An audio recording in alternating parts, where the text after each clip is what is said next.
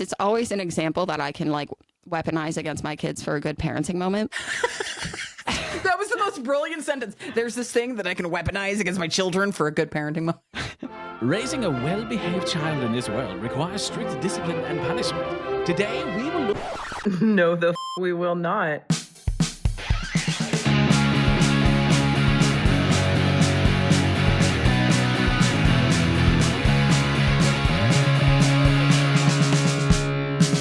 Hello and welcome to Childproof, a Pleasant Phantom production. I'm Gwen Lathland. And I'm Tori Phantom. And what? And I'm a procrastinator. Oh, same. I'm also a stuff dropper. Where it drops is where it will stay until needed or kicked or shoved out of the way. I thought you had a whole little mantra about that. Put it away, not down. Yeah. That's like your whole thing. Put it away, not down. Put it away, not down. Yeah, it turns out people who are good at stuff don't need mantras about it. You know, fair. That's valid. But you have a whole bunch of mantras and catchphrases. Yeah, I'm really just out here telling on myself. Don't you have a bunch of mantras, Tori? So many. Let's discuss. Let's start the timer. So yeah, I jokingly say there's about 1,000,000,001 things that my kids have promised themselves never to say to their kids. Yeah. Yeah. Same. Like, it's a whole bunch of stuff that like we have to say knowing it won't sink in, but we have to say it anyway. Right. And whereas I have an actual list of stuff my parents said that I'll never say to my kids. Right. Trauma dump. We're going to start with that. Get it out of the way. So that is the blanket trauma dump for the whole episode. Yes. I'm sorry for those of you who love the trauma dump, but we'll see. Yeah, no, so I more annoy my kids with my positivity. It's a different font. My kids get annoyed partially because most of the time when I have to break out a mantra on the kids, they already know. They know it's coming, and this is just I've explained this to you 6 ways to Sunday, son. You know, a race is not won at the finish line. And I'm sorry that inspires all the feelings, but it remains true. You're trying to skip the practice part. You're trying to skip the get better part. You're trying to not do the stuff that you find hard because you want to do the stuff you find easy. And that's not how you learn how to do this. A race is not won at the finish line. It's won in all the practice and all the warm up and all the calisthenics and stretches and trying and failing. Yeah. See, my version of that is that if you don't start bad at it, you'll never get good at it. Yeah.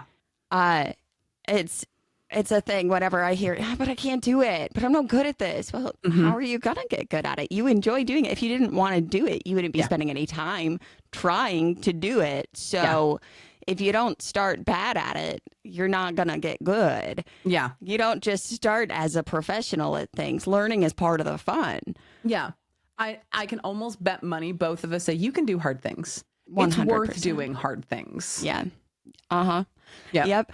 Yep. You could do hard things. I don't want to, though. Yeah, but you can. Or you could do it scared. We have to do it scared. Yeah. You can do it the hard way. You can do it the easy way as long as you're still trying to do it. I'm not going to intervene just because I think I know there's an easier way. But you know what? If doing it the hard way breaks that boundary and then I can explain the easy way and your mind's just going to be blown, take it. I'll take it. Yeah. See, I do the you could do hard things, but then I also do you can learn things the easy way or the hard way. Yeah. And the easy way is to take advice from someone else with experience with this or who knows what's going to happen. The hard way is to find out for yourself, kid. Mm-hmm. And well, they're my kids, so they usually choose the hard way. It's genetic. Yeah. There are times when I say I'll let my kids do it the hard way, it's I've asked them to do a thing that I already know how to do. And then I realize partway through, are you washing the dishes with a toothbrush when there is an entire dish rag right there? Okay, I'm going to let you finish with a toothbrush, and then we will discuss the existence of dish rags. So ever you see the first time your kid picks up a broom And it's so humbling in a way to remember how much we don't know until we learn it. How many basic skills I took for granted was thrown into sharp light as I watched my children try to do what I now feel are the most basic menial tasks. Right. Like literally, you see a kid pick up a broom and they have the angle and it's, how to broom. Like you know how to do that. You know how to sweep. And you look at a child pick up a broom for the first time and you're like, how are you doing it wrong? Yeah. And then it just feels like a natural instinctual thing. The number of times I've gone, oh, that is a learned behavior. All right. We got to learn you that one. Yeah. Yeah. And it's so, I think that's a thing that has become important to me as a parent when I watch my kids struggle to do what I consider to be a very simple task is I never, ever, ever project any shame towards not knowing something that could be simple. I have one of my mantras is common sense isn't common until you know about it. Yeah. And it is so easy to just not be exposed to something, to not experience what might be a universal experience for most people. And so it can't be common sense. And you have to learn it first. And so it's like, you didn't know that simple thing? Let me tell you about a simple thing I didn't learn about until like 4 days ago. Right. Happens all the time. And there are times that I will have to remind both myself as like I'm watching my kid do this terrible job on this thing that I find basic and instinctual, but I kind of have to let them experience this part of the learning process. So I just kind of have to endure it. I often have to remind myself that sometimes good enough is enough. Yes. Like good enough has been weaponized to, just good enough. Yes, good enough. Not bad enough. Good enough. It'll do. It'll hold. Just enough. Just enough. And I tell my kids too, is that we have different capacities on different days. Did you sleep enough? Yeah. Did you eat enough? Did something happen? Did you have a bunch of little things just cause kind of like an avalanche and now you're not handling things as well? Like your best is better on different days. Every time we have conversations like this, when we're talking, well, good enough is enough, you are correct. And if every single day you are getting to, I can just barely do enough, friend, you may need to reach out to someone. Yes. Friend, you may need to, if you have access to a doctor, maybe speak to that doctor because you should not be feeling like you can barely do good enough every day. Yes. That is a sign that not everything is okay inside or upstairs. Maybe a combo of both. Yeah. We are huge proponents of therapy here. Yes. So it is not a shame to need help. You deserve to feel okay. That's another one of my mantras. You deserve, to feel okay. Mm-hmm. You deserve to feel better. Now, here's a good check. If you are fighting the good enough battle every day, where the best you can do is accepting good enough. How do you feel about if you've got time, space, and spoons now, do it now, even if it's not due till later. You might not have all three of those later. If you've got time, space, and spoons, do it now. And what I mean by spoons, have you heard of, I know, Tori, you've heard of spoon theory. Yes. So spoon theory in a nutshell is you wake up with a certain number of spoons and every action you do throughout the day costs you a spoon. Every little action we don't think as actions, like brushing our teeth, that's a spoon. Pouring our cereal, that's a spoon. Sitting down to eat our cereal, that's a spoon. Some of us wake up with a ton of spoons. So many spoons, too many spoons. So we start trying to spend spoons everywhere. Some people don't wake up with enough spoons to even wake up. They do not wake up with enough spoons to get out of bed. They have no spoons. Spoons are units of energy. For those people who wake up with no spoons, you're looking at depression or chronic illness or protracted illness. That's what we mean by spoons. So if you've got time, space, and energy to do a thing, do it right now. Stand up and go do the thing. You specifically who is listening to the podcast going, I've got time, I've got space, I've got spoons. Stand up and go do it. It's like a science thing too, right? Like, it's physics. An object in motion wants to stay in motion, and that's literally, I tell myself that when I need to start getting things done. An object at rest will stay at rest. I'm like, that's why I put my shoes on. It's a thing that I do. I will be home all day, and I have my Doc Martens on, because if I have shoes on, then I will get things done. If I take my shoes off, I'm gonna take a little sit, and that little sit's gonna turn into a big sit, and nothing's getting done. But if I am sitting and I'm like, if I just do one task, and I don't even, if all I get is that one task done, it's done. Right. It's done. But what I've learned is that if I get that one task done, well, I guess, okay, well, I'm already up. Yeah. And because I'm moving, I have a little more energy. Like, okay, I guess I do another task. I figured out when I switched to staying at home. So I left the workforce because my uterus ran a 2 babies for 1 pregnancy sale. And Which is crazy, because that definitely cost you more. I know. What a sale. That's why I won't say it's a 2 for 1 sale. No, it was 2 babies for 1 pregnancy sale. All right. That's the savings I got, is I didn't have to be pregnant twice to get both kids out of it. Overachiever. Okay. But I was priced out of being at work because we couldn't afford daycare and for me to work, which was fascinating. Just odd American capitalist math. So I had to become a stay-at-home. And very, very, very, very quickly, I recognized the importance of getting dressed. Whenever my day started, which could have been at 2:00 in the morning, could have been at noon, whenever I felt like I had begun a new day, because with twin infants, the days and nights really get messed up for the first few months.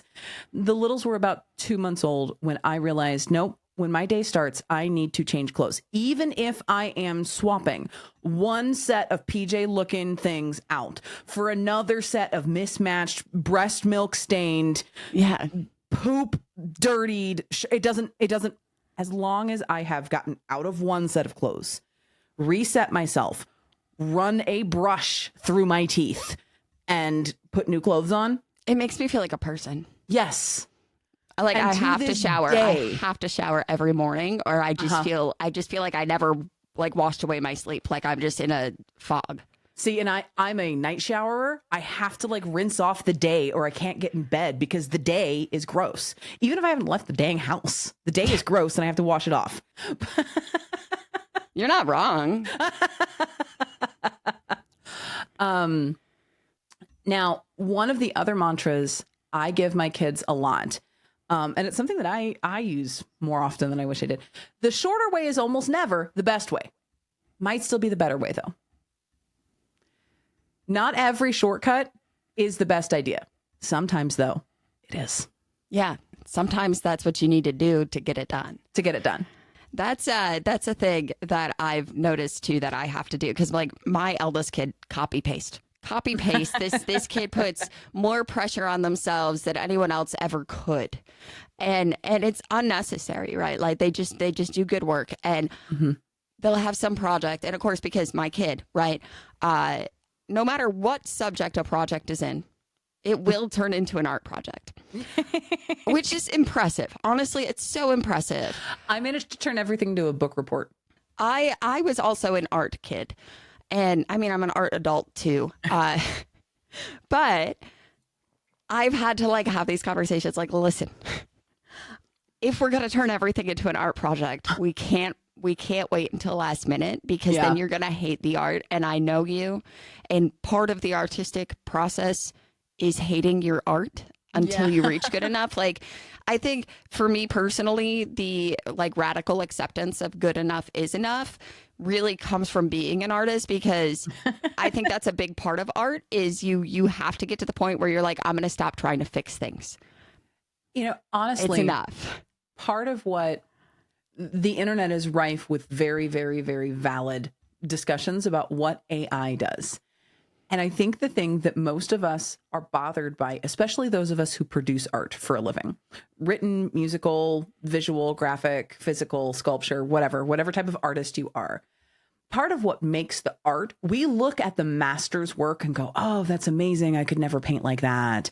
I promise you, if you could revive those guys and go, what do you actually think about this world famous, invaluable piece that the history has come to view as the pinnacle of this form of art? How do you think? Oh, that, I did that wrong. Y'all think that was the good stuff?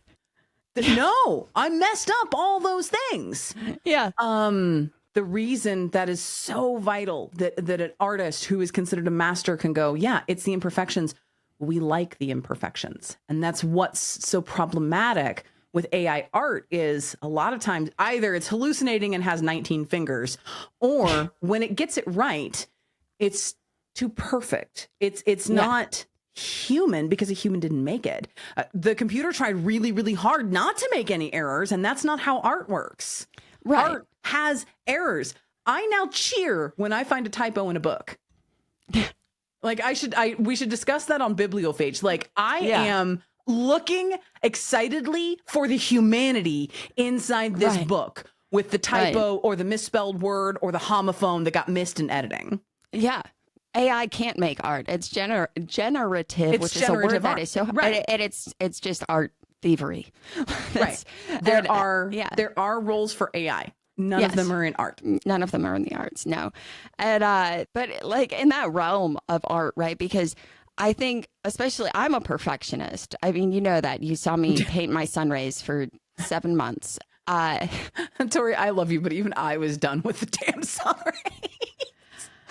You know what's funny about my mural though, and I kind of keep it this way on purpose because it's always an example that I can like weaponize against my kids for a good parenting moment. That was the most brilliant sentence. There's this thing that I can weaponize against my children for a good parenting moment. Because they're also little perfectionists, especially again, my art kid, because they're very much a very detailed artist. You've seen their art. It is objectively good, not good for a 13-year-old. It is objectively good. I mean, if you were watching our podcast, you've seen some of their art. Those animations of Tech Issue Gwenna, those were created. Why is it always Tech Issue Gwenna, not ever Tech Issue Tori? Why is it always my side messing up? I don't know. It's like your internet messes up and I mess up with technology. It's like, you know. And so they will do all this. No, that's what it is. Your mess ups stop the show. We can't record with yours. Mine, we can keep going. It just looks a little weird. Yeah. But that's a thing that I tell them too, is that they want to do all this super highly detailed stuff. And they do, and they do it really great. But then they stress themselves out about it. And I'm like, but there is something in simplicity sometimes. And they're like, I don't like to see simple things. And then I could point to my mural and be like, I want you to look at the individual pieces of this. Every piece, most of them, there's a few more detailed pieces in this, but generally we have very simple shapes. But once I put those simple things together, this is a very complicated and detailed mural. It is in the pieces of it. And so fun fact for anyone who's seen my mural, and for you too, right now, there is one spot on my mural that is unfinished. And it is a small spot in those lava blobs. I just never did this one part. And every time I look at my mural, I see it. And I'm never going to finish it. That mural will never actually be finished. And that's what makes it finished for me, is I needed for my own, like it was something to do for me. I needed to not have it perfect. I needed to purposely leave it imperfect. And again, I'll use that as a parenting moment later on, I'm sure. But for now, it's for me. No, but I love that. Yeah, it's just this one spot. That's just, I never painted that spot. See, where my kids, I have one perfectionist and she's working on it. The other two don't seem to have perfectionism sort of rearing its ugly head yet, although they're only 7. So that'll change. But right now they're not perfectionists. And my oldest was definitely perfectionist by 7. So I've got this, but one of them really has a problem with people pleasing and needing to be liked. And so one of the ones that I am now beginning to incorporate is, and this one's a longer one, so it's a lot of times it's broken up into pieces, but the whole idea of it is you have to be okay with people disagreeing with you. It doesn't mean they don't like you. And if it does, if a disagreement folds a friendship, it wasn't that deep a connection in the first place. I promise you. Yeah. In the same vein, one of mine is that you are not responsible for other people's feelings. However, that is employed in very specific situations. Like if one of my kids needs to set a boundary and wants to, but is afraid, like, but I don't want to upset them. If someone has negative feelings about a reasonable, well-communicated boundary you set, those feelings are not your responsibility. Yeah. Just in the same way, if you want to be in my space and I say, I need space right now, you might be bummed out. But is that going to damage our relationship forever? Are you mad at me? Or do you just realize, like, these are some feelings that I have to deal with? Right. Oh, these are some feelings I have to deal with. It's the same thing. Now, of course, when we're talking about kids, they're not going to be as reasonable, like in a pure, right? Because they're growing I'm and just learning. mad at you. Okay, you can be mad, buddy. You can be mad. That's totally fine. But that's because it's the boundary setting, and then in the same people pleasing way, it's I know you have an opinion and I want to hear it. Yeah. I know you have an opinion, because you hit that indecisive. Well, do you want this or this? I don't know. I don't really care. I think you do, and I have time for you to decide. Yeah. Well, I don't care though. Well, I don't either, and I want you to make the decision, because it's that kind of, I want you to develop a strong enough will to say, I'm cool making decisions, because I think it's so easy to fall into the, well, I don't want to be confrontational. I don't want to be the squeaky wheel. Sometimes we have to. Yeah. One of the things that I've been throwing about quite a bit. Well, yeah. And the other part of that conversation comes down to, if you are constantly the one being told boundary, boundary, boundary, this far, this far, this far, you can't come any closer. This is a girls only club. Again, you have to stop and wonder, is that person your friend, or do you just wish they were? Yes. Yeah. And which is, it's fascinating coming from an introvert. Like, I know how to be. Yeah.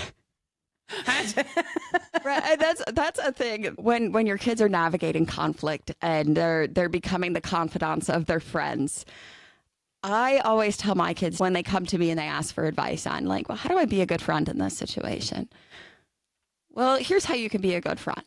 And if we get to this line, this is out of your realm of expertise. This is above your pay grade. And this is where you get an adult involved, or you encourage them to get an adult involved, or you go with them to get an adult involved. And that's how you be a good friend, because this is not in your realm of capacity for something that someone your age could know how to handle. Right. And so that's, I think, one of the reasons I've always fostered that environment where we can all talk to each other, because I always want my kids, when they hear something that makes them go, I don't know about that, to come and ask me. That's one of my mantras, is consider the source. I will say, while it has not bitten me in the butt at all, I'm glad it happened. More than once was I unprepared for the level of bullhackery that was thrown at me, because I told my teenage daughter, never be afraid to come to me with things. And she was not afraid to come to me with things. And I was over here going,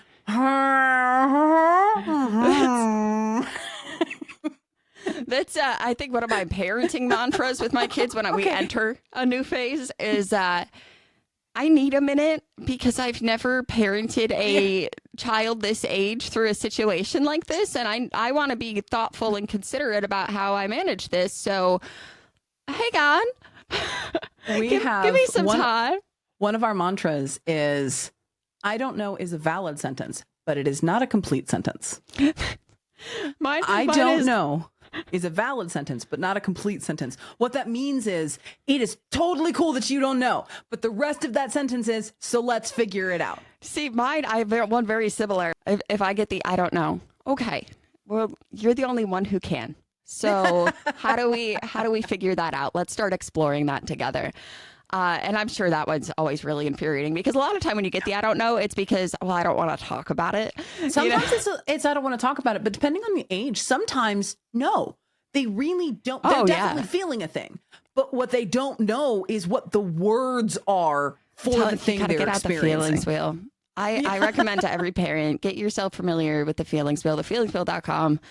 It is such a great way to help your kids figure out what they're feeling, and for you to figure out how you're feeling. Because I promise you, sometimes you're like, I'm just mad right now. I bet there's a higher level of specificity of feelings you can get to, because there's a lot of feelings that aren't mad but could feel similarly. Well, and again, then I reference this in my book, Mama Cusses, the needs trifecta.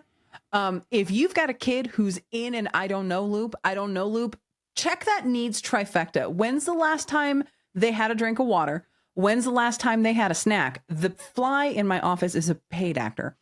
When's the last time they went potty?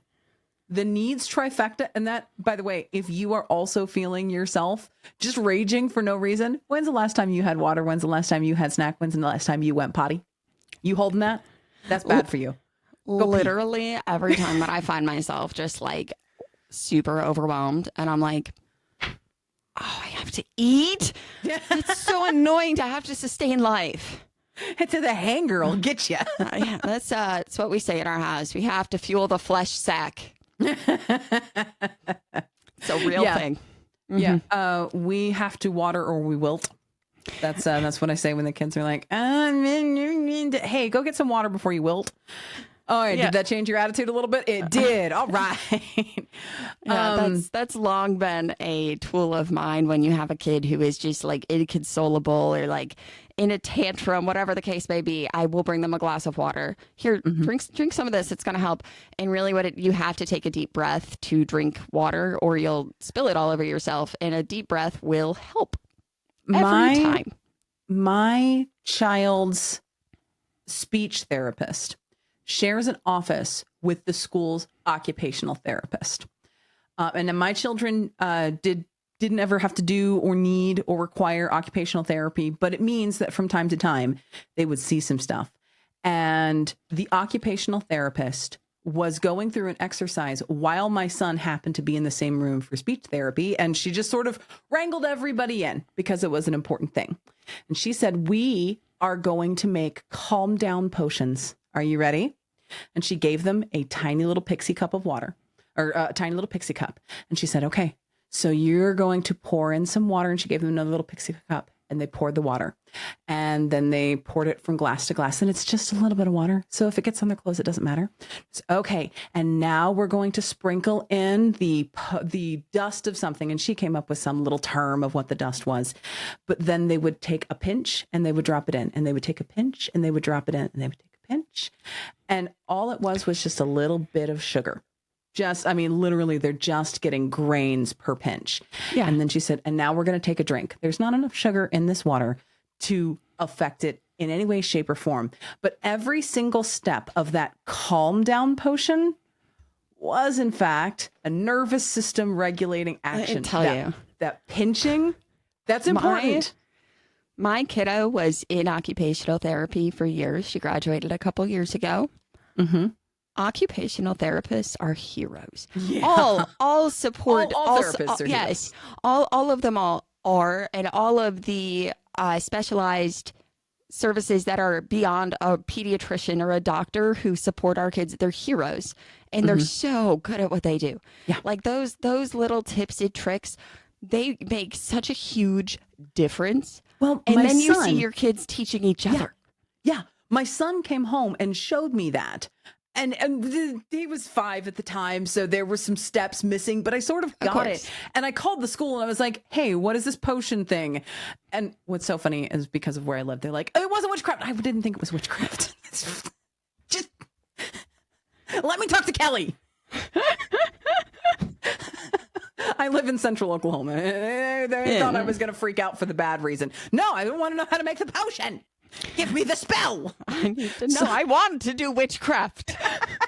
Teach me the ways. But every single, there were like 4 different steps, and all of them were occupational therapy things that little kids sometimes need help with, but they were all also nervous system regulators. You had to smell the potion to make sure that it was okay. Well, that's just forcing deep breaths. Mm-hmm. So, It was brilliant, and we have definitely used a calm down potion before when we got to the point that we weren't seeing reason. Our brains had shut down out of rational thinking at all because all we have is cortisol. All we have is stress. Well, that's the thing I've told my kids too, because I will talk to them when everything is good and we're having a great time. What's it feel like in your body when you're mad? Mm-hmm. Why do we talk about that? Well, because we can't talk about it when you are mad. Yeah. So what do you think might help you when you feel that way? What do you think we can do next time you feel this way? Okay, and if that doesn't work, what's our backup plan? Mm-hmm. And then, of course, when they're mad and you bring it up, they're mad and they don't want to do it. And that's where I start to tell them, like, we don't have to stay here. Yeah. We can move through this. Yep. I don't want you to push away your feelings. I don't want you to hide them. I don't want you to push them down. I want us to move through them so we can move on, because we don't have to stay here. You deserve to feel better. I have a very similar one. There's a difference between being mad and staying mad. It is fine that you are being mad. But at this point, I see you tensing. I see you clenching that jaw. You're keeping yourself. You're staying mad. And we need to not do that. It's okay that you're mad. We can work with that. But I need you to unclench that jaw, baby. Can you shake out those fists? Okay, you're staying mad and we're not okay there. Okay, let's talk about being mad. But before we can do that, we got to get you to the point that you can talk. Mm-hmm. Mm-hmm. And that's what we have our penguin ice pack for vagal nerve stimulation, because it is infuriating how well it works. You ever hear that too? It's like, it's really good for your mental health. You'll feel good if you exercise, and you're like, no, I won't. And then you exercise and you're like, I'm so mad that I feel good. Yeah. And it's the same thing, like the ice pack, you put it on your chest if you're really upset, and it calms your nervous system. It's not taking away any of your thoughts or any of that type of feeling, but it is an immediate, like, it helps just right away. Both my kids really, really respond. Both my littles and actually my oldest asked me to do this, and it had been a long time, but all three of them respond really well to deep pressure. So they'll turn around, they'll cross their arms, and I'll wrap them up 2-armed and press them into me to the point that they're like, that's good. Like, they're now old enough that they can tell me that amount of pressure or a little more, and I'll just squeeze them. And man, it's a workout. It is a full body core workout. Yeah, we to do this. But yeah, we've done that a lot too. Yeah. My 17-year-old came to me and was like, Mom, I need a hug. Oh, okay. No, the other hug. Oh, okay. Yeah, it's, we do a lot of things, because here's the thing I've learned too, is that a lot of times when kids learn in a school setting or wherever it is that they're learning coping skills, is like, take a deep breath, like, do these calming things. And what I know as a super anxious person, and as someone who those things don't always work for, I don't want to calm down. I want to get it out. Oh, you're really upset? You want to go run around the yard? Let's go run some laps around the house. Let's do some jumping jacks. Let's have a dance party. Let's move, because sometimes moving our bodies is what helps us move through things. And so I'm always careful when I ask my kids, like, well, what do you think could help right now? And they give like a blanket response of like, take a deep breath. Would that actually help you right now? Or do you just feel like that's what you're supposed to say? I go with, okay, try it. Did it make you feel better? Okay, let's try. Let's find something new then. That one didn't work. I will say that you listen to us and it feels like, oh, well, we have all of these mantras. We have all of these ready-made responses. We always know what we're doing. No, no.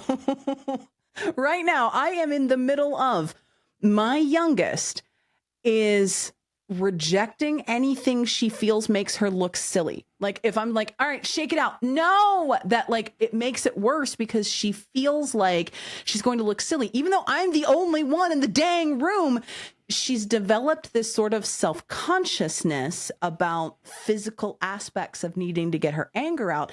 I don't know what to do about that yet, because what was working for the past 4 of 7 years was, all right, do some jumping jacks, do some rainbow breathing, shake it out. And now she's developed this, no, I'll look stupid. Well, no, you won't, but I can't get her past that hurdle. So please know that if you don't know how to address a situation and you still feel like you're just throwing stuff at the wall to see if it works, yeah, we're still doing that. We just don't describe it as often. Literally one of my parenting mantras is, I don't know, give me a second to think. Like, Like, I totally, yeah, I understand that We're one. months into, I don't know how to help you regulate this because what was working wasn't. Now we're still regulating. It's just it's supposed to be taking less time. And now it's starting to take a little more time because we hit this new hump and we'll get past it. Like it's not ruining anyone's life. It's not affecting anyone negatively. It's just sometimes like, oh, we've crossed over that red line and now I can't get you back. No, come here. Yeah, no, You're making it worse. Parenting is like trying to complete a puzzle, but you don't have the reference photo for what the puzzle's supposed to look like. And there's you also, 19 other puzzles mixed together. You don't know how many pieces the puzzle is. And you don't even know if all the puzzle pieces you have go to the puzzle you're trying to complete. But every now and then you get a few pieces together. And then they you can stay kind of together. start to see a and picture. then you can put them in the drawer so that they don't come apart or get lost with the other puzzle pieces. But every now and then there's an earthquake and everything falls apart. Yeah. So please know, as you listen to any podcast, we are typically giving you our successes. We're giving you the things that worked because if it worked for us, it might work for you. But please don't mix it up. We still have no idea what we're doing in a lot of things. In any way, shape, or form. That's why I feel like we do both try to at least tell some stories where, no, like we really messed up here. But the reason we don't focus on that is not to make ourselves look superior. It's that we can't help anyone if all we're doing is like being like, man, we suck. Which is what we do in our text to each other a lot of the time. But also there is those moments where we're like, this was a big win. This was a big win. And that's a thing that I do. We have an entire group chat that cheers for licking vegetables. Literally, my kid took a bite of a new food and I sent it to group chat. I was like, my kid just took a bite of a burrito, and everyone just immediately just started cheering. Did she like it? Is another one of our friends was like, did she swallow it? Yes. No. Okay. Literally, it was still a celebrated thing because it's we know this is that we're all facing different challenges in parenting with our different kids. And that's part of parenting. That's part of the puzzle, is trying to figure out what puzzle you're even putting together. You might be putting together multiple puzzles by the end of it. Yeah. You got to sort the pieces, figure out which one goes where. Why is this one even here? This is a Jenga block. And this is a Lego. And you got to step on that one. Yep. That's how it typically goes. And that's, I think, part of parenting that I really love is getting creative about it. Because sometimes everything you know how to do is not going to work. And so you have to, in that moment, come up with something, and it's probably going to be really silly. It's probably going to be absurdly silly. And sometimes it's to keep yourself regulated. Like, I mean, if I have 2 out of 3 kids throwing a fit, like I will ask the third one, do you want to join in? We can all do it. We can all just start crying. I'm down for that. I just remembered my oldest was probably 7 or 8, somewhere in there. I don't know. She's getting older. She's getting old enough now that all of the early elementary years have just sort of squished together in one amorphous blob. Yeah. So she was in early elementary, which could be pre-K through 3rd grade. Right. And I realized at the very last minute, and I was fresh to responsive parenting. So this had to have been 8 or 9, because I didn't start that till she was around 8 or 9. So this had to have been a little older, but I recognized I have panic attacks, but I haven't had them in a long time. And I recognized the signs of a panic attack, because we are those loud and blown pupils and stoic faces. That's what a panic attack looks for outwardly for both my daughter and myself.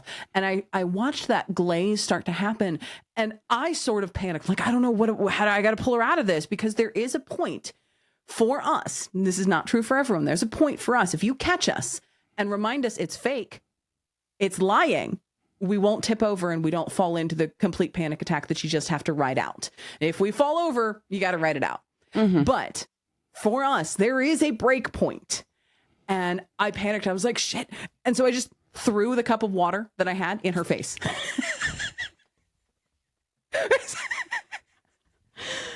It worked. She was like, what was it? And at that point, the mad took over and it stopped. Now, do I recommend throwing water in people who are having panic attacks? No. Yeah, probably don't do that. No. Probably don't do that. That won't help. But what I'm saying is sometimes you try new things. And after that, what I realized is if we are getting to that point, that same thing, that vagus nerve, a cold washcloth to the face helps interrupt those neurological processes that are throwing us into chaos. Oh, yeah. And I accidentally discovered that by like 2% waterboarding my kid. Yeah. That's we say too is that shame is a liar. Because a lot of times too, not like to the panic attack level, but when you're feeling anxious, a lot of it is like, I'm cringing over this thing that I did or said. And so I always like to, in those moments, it's like, no, shame is our enemy. Shame is the enemy because shame isn't trying to help us. Shame is trying to make us feel bad for no reason. Yeah. And when it comes to embarrassing stuff, I always tell my kids, embarrassing is boring because if you could find a way to laugh at it, it doesn't feel embarrassing anymore. And so like I have countless embarrassing stories to share with my kids when they're feeling like worried about, feeling embarrassed about things. And I always say too, okay, well, have you ever seen anyone do this kind of thing? Not like someone I can specifically like think of that I know, but like, I've probably seen that. Like okay, you notice how like you're not remembering all the details? And when you think about that, do you think about laughing at them or, oh, well, they're really weird for that. Or that I could never, I wouldn't want to. No. Okay. So then why would anyone feel differently about you? Mm-hmm. Huh. Maybe you're the only one who remembers it, which is normal, but also like, it happens. And then from embarrassment, where we get to is weird as a badge of honor. Yes. It is a thing that like we love the way that it is because that is a mantra in our house is if everyone was the same, it would be a really boring world to live in. Mm-hmm. And we, I always tell my kids too, if I'm the smartest person in the room, I'm in the wrong room. Yes. I have something I could learn from everyone. And I will regularly thank my kids for the things they teach me because they know things I don't, right? Like they're consuming different things. They're learning things at school that weren't taught to us back in the day. And they teach me and I'm like, wow, thank you. Thank you for teaching me this. And I mean, of course it does help when we talk about weird as a badge of honor that I'm the mom. But if one of my kids comes goblin walking out into the kitchen and I'm like, you're so weird, dude. And they're like, thanks. Because it's so much easier to not get embarrassed if you just embrace the fact that you're just a human who doesn't need to be like everyone else. There's not a box we have to fit in. There's just you get to build your own person box we have to be. If you even want a box. And just say because there's a box doesn't mean you need to close the lid. Right. I say some folks are messy, some folks are clean, and we need both. This is not about housekeeping. Say more. Some folks are messy. Some folks are clean. This isn't about housekeeping. Some folks collect information and some folks react very loudly and openly to everything that is happening to them. Some folks will follow trails to the very completion, whether it involves them or not. Some folks are nosy and talkative and messy. And some folks are clean and avoid drama and tamp down on the loudness of some folks are messy and some folks are clean, and we need both. Because if clean people, if quiet people, if anti-drama people were in charge of everything, no, I just want you to imagine that for a sec. If anti-dramatic people, if people who avoided drama at all costs ran everything. Because there has to be some sort of conflict sometimes. Yes. Otherwise, people who are unafraid we end up to in uniformity. Confront. Yes. Right. Otherwise, we have to have people who are willing to confront, and those people who are willing to confront everything. Needing to confront things, that's how we make change.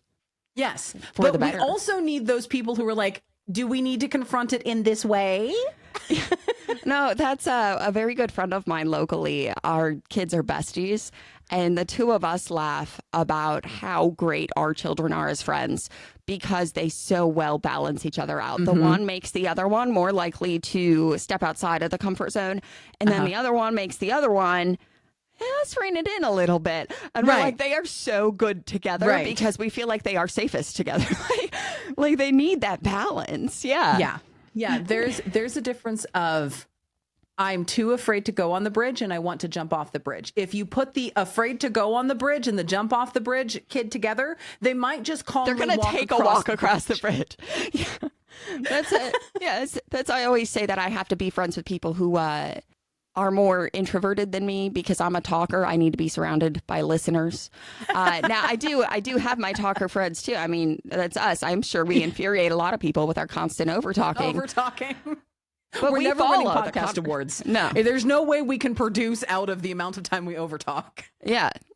But we're both following the conversation that we're having simultaneously. But that's, it's about the balance.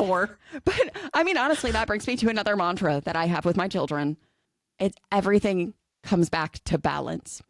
Yeah. The foods we eat need to be balanced. The way we go out and come home and how that affects our social battery, we have to have a balance in that.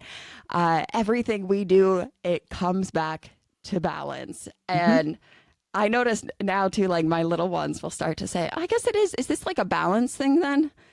Yeah, I didn't even think about it in that way. But now that you mention it, yeah. This is about balance. We really focus on routines, rituals, and habits. Routines, great. Those make sure that we're getting done what we need to get done. Rituals, fantastic. This is helping us remember important things. This is helping us remember where we came from and the mistakes that we made along the way and the things that we learned getting here. Rituals are important. Habits for us aren't the greatest thing. And I know in our family, and we're super cautious to be like, not everyone says this the same way, but a routine is great. A ritual is great. A habit, can you still tell me why you do it that way? If you can, great, continue. But if you've lost the thread, if you don't remember why we do it this way, well, do we have to keep doing it that way? And maybe the answer is still, yeah, we need to keep doing it that way. But when we develop habit, we need to make sure that we're still doing it because we want to do it and because it's helpful, not just because, well, we've always done it. Right. And I know not everyone uses habit that way. Language is fluid. That's like literally, as you were telling me this, I had to open up my perspective on the way habit could be used because like for us, like it just, I think the way you use it and in this context. Hate the term routine, like routines are icky, but systems are fine. Right. I think the way that you used habit in this context of the way that you would have this conversation, we're talking about bad habits. Yeah. Well, we're talking about mindless habits.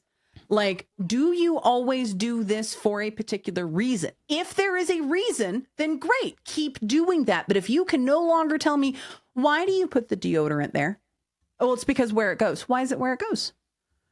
Well, it's because where it's always been. Do you want it to stay there? Is this how your deodorant left the kitchen? Yeah. That's our timer. Oh, man. I feel like we just keep coming back to the kitchen deodorant. The kitchen deodorant gets us every time. Every time.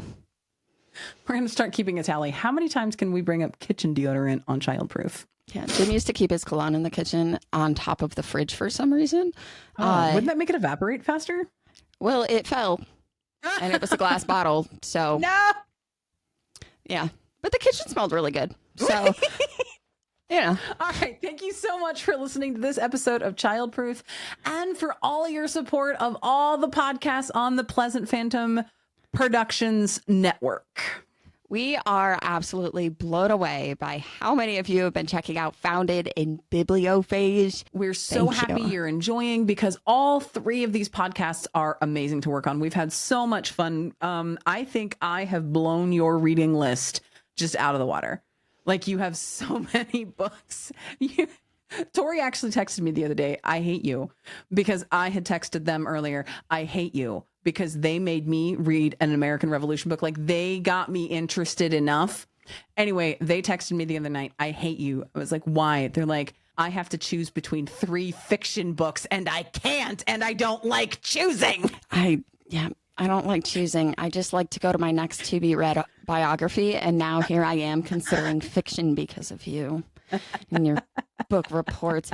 But again, thank you all for listening to this, even if we're infuriating each other with our new book lists. Book habits. But be sure to leave a rating, a review, and a comment on all of the podcasts. It really does help. And we want to hear from you. If you've got something you need to hear us talk about on Childproof, email us at childproofmail@gmail.com. It will be time for an email roundup again rather soon. We typically full disclosure, we typically tend to do those around times when everything's really busy for us. Yeah. So back to school is coming up really soon for us. That starts mid-August. Yeah. So you'll probably hear a roundup fairly soon. Yep. So give us some stuff to talk about. Yeah. Childproofmail@gmail.com. We want to hear from you now that Gwada remembers the email. So subscribe, like, turn on notifications on YouTube and Spotify so you never miss an episode. And remember, sometimes our kids are the assholes. And sometimes it's us ruining each other's book lists. No, why they don't need to be that good.